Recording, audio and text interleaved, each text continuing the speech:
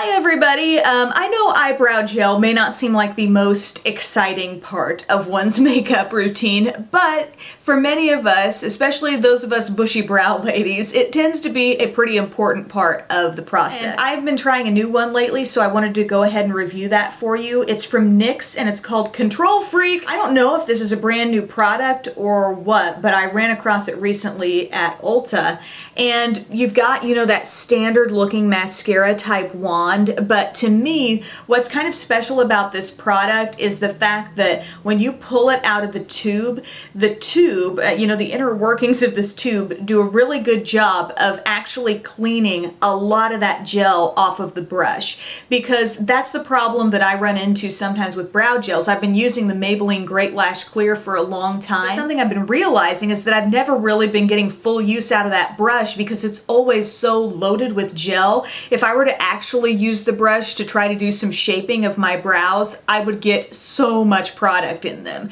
So pretty much anytime I use that, I just like blot on it and then pull in a separate brush, you know, to do the actual grooming and shaping. So it's kind of refreshing to see that with this product, I mean, you don't see any globs of any gel in this brush, but there is just enough to get really good hold. I love that this doesn't stay feeling wet on my brows. Once I put it on, you know, I'm able to get that shape. I'm able to use the brush to help shape the brow. But then it just holds really, really nicely. Because there have been times with that Maybelline where I've kind of forgotten and gotten too much on there. And then I'm like taking a tissue and blotting over my brow to get the excess gel off of there. It's like, it's just a small area, you know, it doesn't take a lot of product, just a little bit, and I think this has been very good for me. It can be used pretty much after any brow fill-in method you might prefer, you know, like the Too Faced Brow Envy Kit. That's what I have on here, and that consists of a little wax and then you put a powder over it, and the wax can do a pretty good job of setting everything. I mean, there are times when I won't use brow gel, but most of the time I do want that last step, so